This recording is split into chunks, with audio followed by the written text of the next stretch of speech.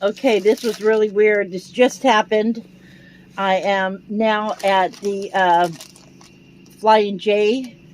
I was camped out on the Colorado River in Arizona in Ehrenberg. It's dark. I was the only one around for a long ways. And someone came running up to my motorhome saying, "Can you help me? Is anybody in there?" Well, of course, I've heard all the stories, and I did not open the door. I opened my window and I said, "Who is this? What can I help you with?" Earlier, because I knew I was going to be moving the next day, I luckily had already packed up my solar panels, my chair, Tinkerbell's bed. Everything was already in the motorhome. I turned on the light outside, and there was a guy out there, and he goes, "I'm stuck down the road. Can you help me?" I said, "Well, I don't know. I'm not going to let you inside, but I guess I can see if I can help you. But you'll have to ride on the back where my generator usually goes, because I'm not letting you inside, period." And he said, "Okay, that's cool. I'll pay you whatever. I'll give you my ID, whatever you need. Just please help me. I'm stuck down the road." Oh my God, this just happened. So I called my son and I told him, "Stay on the phone with me." I told him where I was at, what was going on. And I said, "I don't know what's going on. This is just kind of freaking me out because it's like, totally dark outside and there's nobody around, just me. And Tinkerbell is freaking the heck out. I mean, freaking out big time." I wanted to help the person if I could possibly help them, but I also didn't want to get murdered, because you hear the horror stories of people letting people in their motorhomes, or letting their guard down in the middle of the night, or just out in the middle of nowhere like I was, and the strangest things can happen. My cousin's friend, they opened their friggin' motorhome door to somebody. The person killed them, took their motorhome, and was found I don't know how far away, but he was captured and caught. But, that's the stuff I think about. Being a female alone by myself. Now, I never opened the door. I only cracked the window, and I talked to him through the window, and then I handed him my phone and told him to talk to my son. Because we had gone down the road. He was riding on the back, and it was like maybe a couple miles. And I'm like, "Dude, what's going on? Where is your car? Where's your car? It's making me kind of nervous." And he's going, here, take my wallet. And he showed me his ID. Well, I open it up and I see Miles something. He says, "Oh, that's my wife." Turn it over. Sorry, my teeth are falling out. They're not glued in very good right now. That's my wife. Turn it over and you'll see me. And it had his name. And as all this is going on, I have my son on the phone. And I told him, "I'm in Ehrenberg, Arizona, on the Colorado River, behind the Flying J, the road that goes back there to the river. Tell the cops if something happens to me." That's where I was. Okay.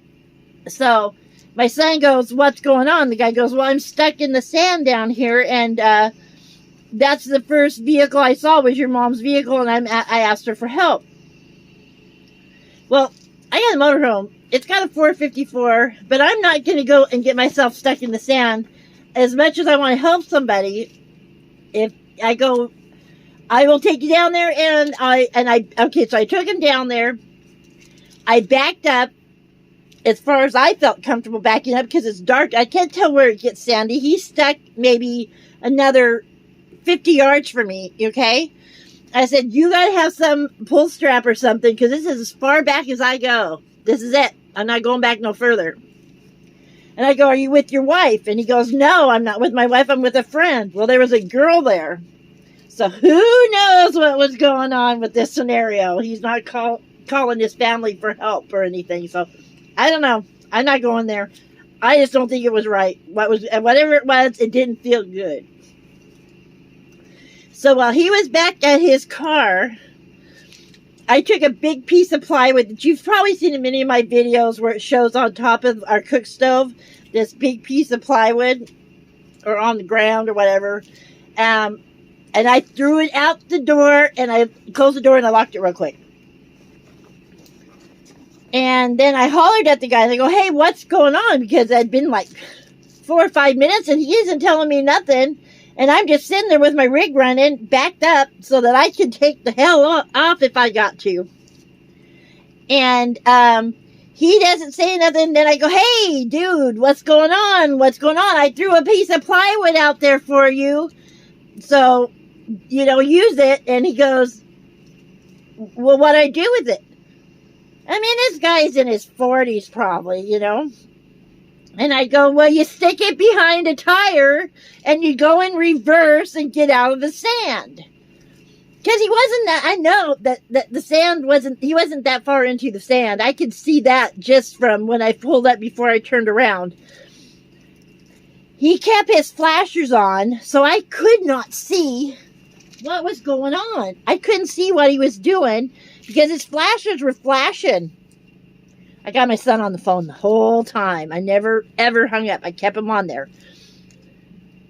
This was the scariest crap I've ever been through, you guys. The scariest in almost 2.5 years. The deers were pretty bad, but no, this was really creeping me out.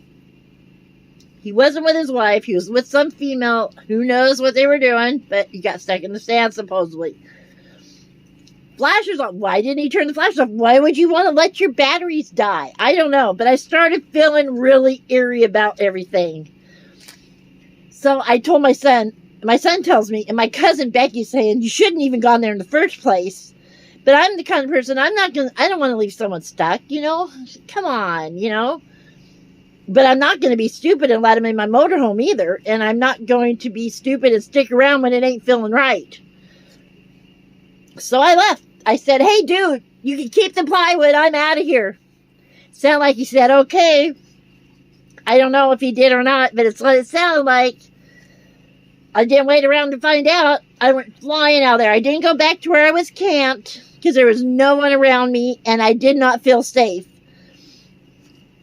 I've never had anything like this happen in my life. This just happened. I just now am at Flying J, went into Wendy's, had a burger,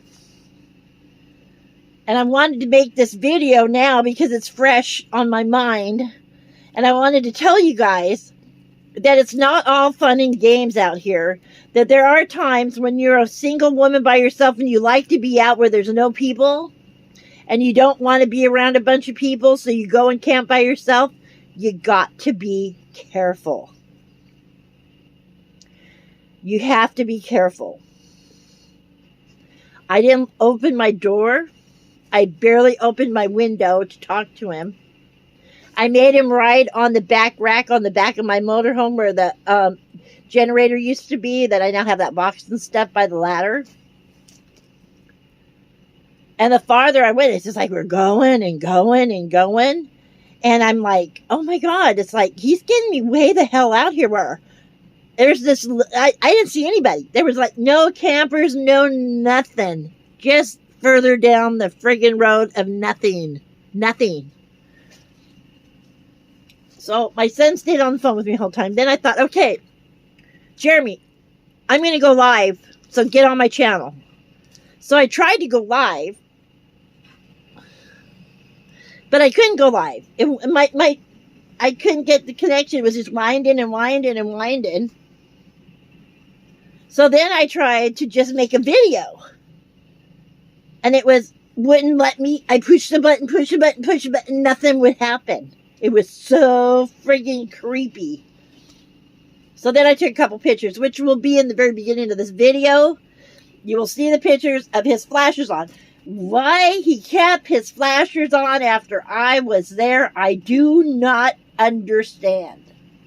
Why would you be taking the chance of your battery dying before you even get out of the friggin' sand? And as a man of almost, he looked like he was in his 40s. And he goes, well, what'd I do with the plywood? Well, come on, dude. You stick it behind your friggin' tire. Well, all that started creeping me out. I'd never seen the girl, but I heard her voice. And there was a weird noise coming from that car. I don't know what it was. But that's when I decided I'm out of here. So, I had called my son back when I couldn't go live and I couldn't video. And I told him, I'm leaving. I told the guy I'm leaving, so I'm leaving. I'm already facing out because I didn't want to get cornered in there having to turn around and all that crap. So as soon as I got there, I backed up where he was. I'm maybe 25 feet, 50 feet away. And pointed out towards the road. And I never turned the motorhome off or nothing. Creepy. It's not always fun and games out here. Sometimes you have to make the right decisions. Let me turn this off. Sometimes you have to make the right decisions to what you feel safe with. And when it's dark, you're a single woman, solo by yourself. It's not worth it. It's just not worth it. I did the best I could for the guy if he was really having a problem. I personally don't know because I didn't get out of the car. I'm not going to do that. He would say, I'll pay you to help me. I didn't want his money. I didn't want nothing. I did take his wallet and check his ID. Gave his name to my son.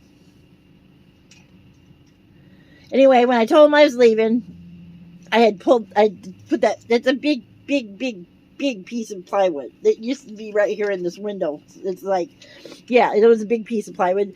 And with his flasher still lighting, his battery couldn't have been dead. There's no reason why he couldn't have just backed up on that and gone up. I don't know. But anyway, I'm okay. Whew, almost 2.5 years with nothing this scary going on. Oh my gosh. So that was an interesting thing, and it's a good thing to learn. Don't ever, if it's the cops, I don't care who it is, never open your motorhome door. Ever. To anybody. Doesn't matter. Especially at night. Middle of nowhere. In the dark. On the Colorado River. Freaked me out so bad, I didn't even stop to camp where I was at. Thank gosh. I had packed everything up. The Lord was looking over me, I tell you what. I had already put everything in the motorhome. My step stool, everything. I had no reason to open my door to get anything, to go help him, to do anything. I never do that. I never do that. I usually pack up right before I leave. But I knew I needed to go get ice tomorrow and stuff, and I thought, well, you know, the sun's down, solar panels aren't going to do any good, I might as well do it now. Oh, well, I'm at it. Let's put Tinkerbell's bed in. Oh, shit, I might as well put my chair in, too. You know? Just so happened I'd put in everything in the motorhome that was outside. Everything. Except for my barbecue grill. It's still out there. But I don't care. I don't really care at all. I don't care. I left it. So anyway, just a story of some horrors, things that can go on when you're out here solo by yourself, traveling the roads. You never know who you're going to run into. I could have been the nicest guy in the world. I have no idea. But in the middle of the night, I'm not waiting around to find out myself. So, just a little lesson learned. Always be careful. Always make sure that you're safe. Now, if I hadn't packed my stuff up, I would have told him, dude, you're going to have to go on down, hike on down further because I'm not coming out of my motorhome and I can't help you. I hope that he was a good, decent guy and that my plywood helped him get out and that he made it home okay to his wife, got his friend home okay. I hope everything was good. I hope I was just being overly cautious. I don't know. But it's better to not know than to get dead. And that can happen. It's happened before and it'll happen again. So, please be careful out here on the road. You never know what you're going to run into. If you're a single female by yourself, if you're a couple, if you're a guy by yourself, it doesn't matter. Because if a person's bad, and they have bad intentions towards you, You open that door and it's too late. Don't open your door. Don't ever open your door. Talk to them through the window. If it's the cops, they'll understand. I've done it before. I've had the cops knock on my window, tell me I had to leave a rest area because I was parked in the car area, and they had the RV and truck area was full of truckers. California. Bam, bam, bam, bam, bam, on my door. Yes, can I help you? I cracked the window just like I did this time. And they said, yes, ma'am. And there's 2 officers standing there in uniform. And I go, can I help you? And he goes, yes, you cannot park here. This is not a legal place for you to park. This is a very busy rest area. You need to be parked where the trucks and RVs go. And I'm like, well, I already went over there, but there was no space available. Well, then you need to go back up the highway, turn around and go on the other side and see if there's a space available over there, but you cannot stay here. Jesse got into bed, got up, I didn't have anything out, so I just drove on and just went on to the next rest. I didn't turn around and go back to the other one or anything. I just went to the next one. But those officers did not expect me to open my door. They did not ask me to open my door. They talked to me through the window. And that's the way it is. So never, ever open your door. This hopefully was a guy that really, he just got stuck. He's out messing around, doing whatever with his friend. I don't know. Don't want to know. But whatever it was, hopefully he wasn't trying to hurt me in any way. And he really needed help. And I was able to help him to the best of my ability and still be safe.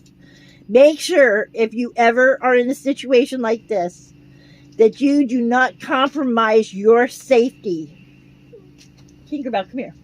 Don't ever compromise your safety, because once you compromise your safety and it's a bad thing, you're gone. You're dead. It's over. There's no going back.